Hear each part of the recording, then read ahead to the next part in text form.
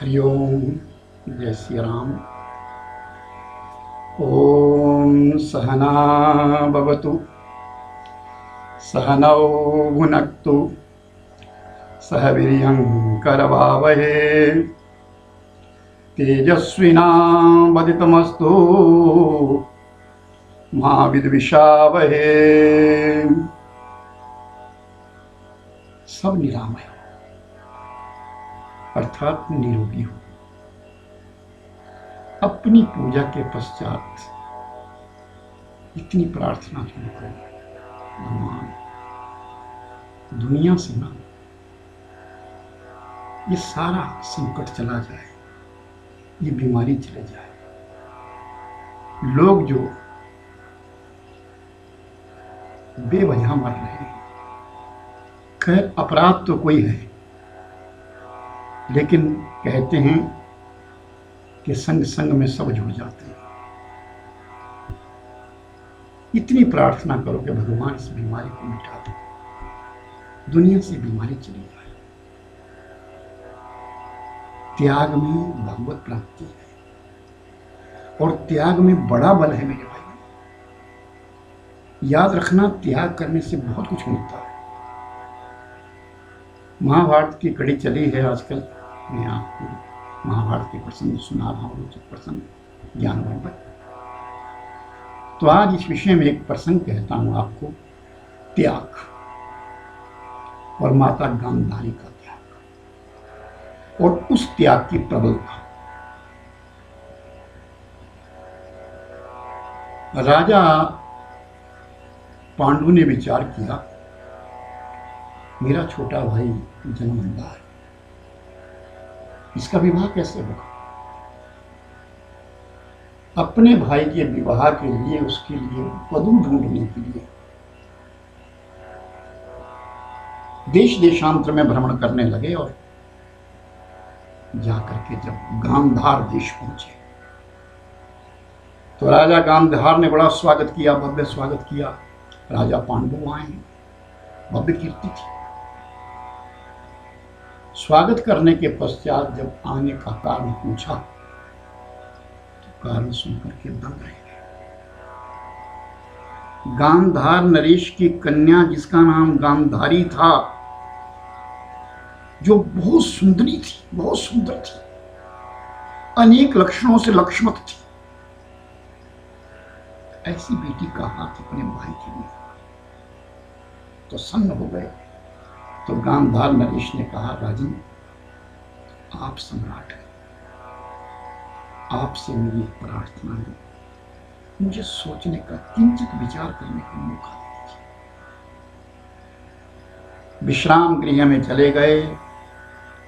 रात्रि का समय हुआ और जब इस बात का पता गांधार नरेश के राजकुमार को पता चला, जिसका नाम था शकुनी,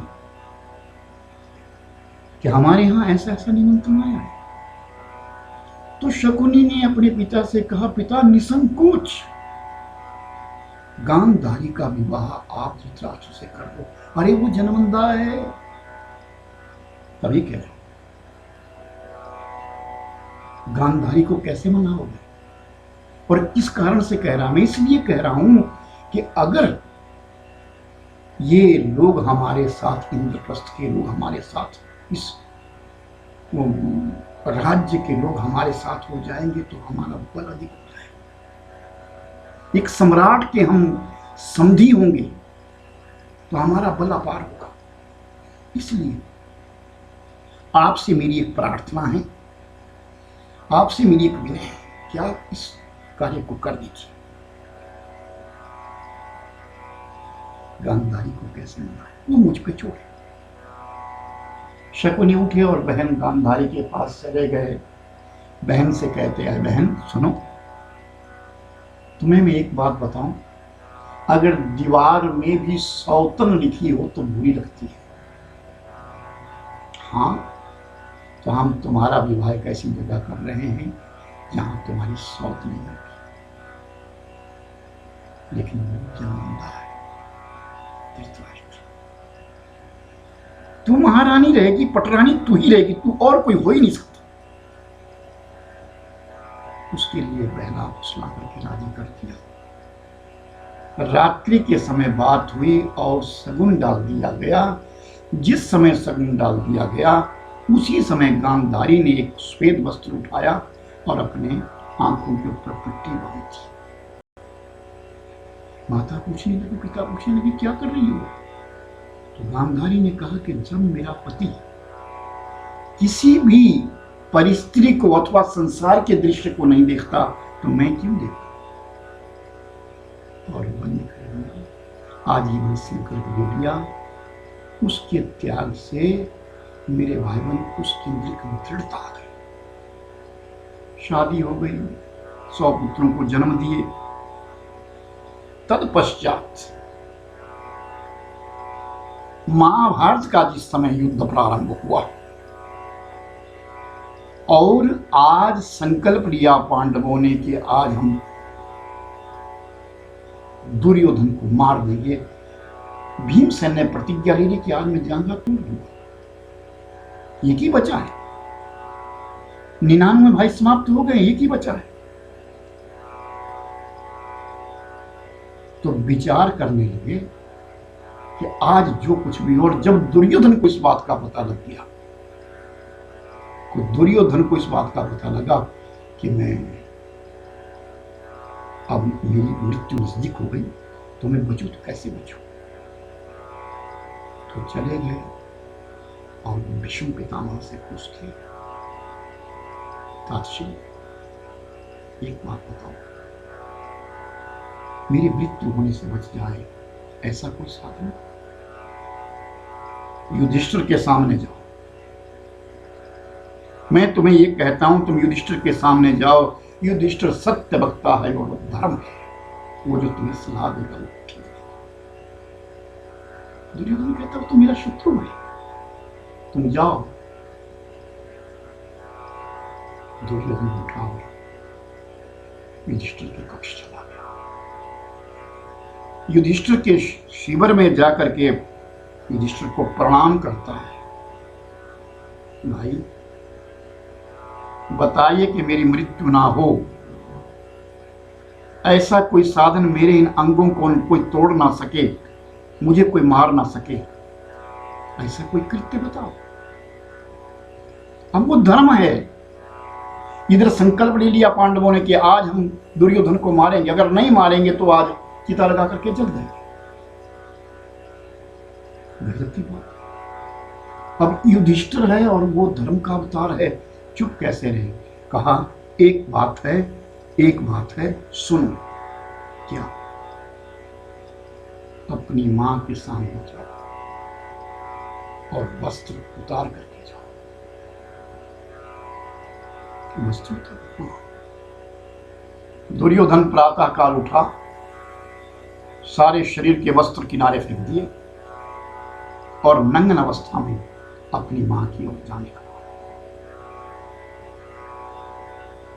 कृष्ण को पता लग गया। कृष्ण ने कहा गजब हो गया, आज युधिष्ठिर ने बात कही वो सत्य होगी, गजब हो गया, गजब हो गया। कृष्ण दौड़े, रास्ते में रोक लिया। अरे कहां जा रहे हो तुम? और इस अवस्था में तुम्हारा देखो क्या शरीर है तुम्हारा। कृष्ण मैं अपनी मां से मिलने जा रहा हूं। अरे कम से कम अपने इस गुप्तांग को तो ढक लो, इस वक्षस्थल को तो ढको, इस कुटिता को तो ढको। शर्म नहीं? तुम तो मर्द हो और वो तो स्त्री है। दुर्योधन ने विचार किया, कदली पत्र लाए, केले के पत्ते लाए और केले के पत्ते से लंगोटी अंगोछा जैसा बना करके खिलाए और अपनी मां के पास चले गए। और माता गांधारी से कहा, मां आज पांडवों का संकल्प है कि आज वो मुझे मार देंगे, एक बार दृष्टि मुझ पर डाल।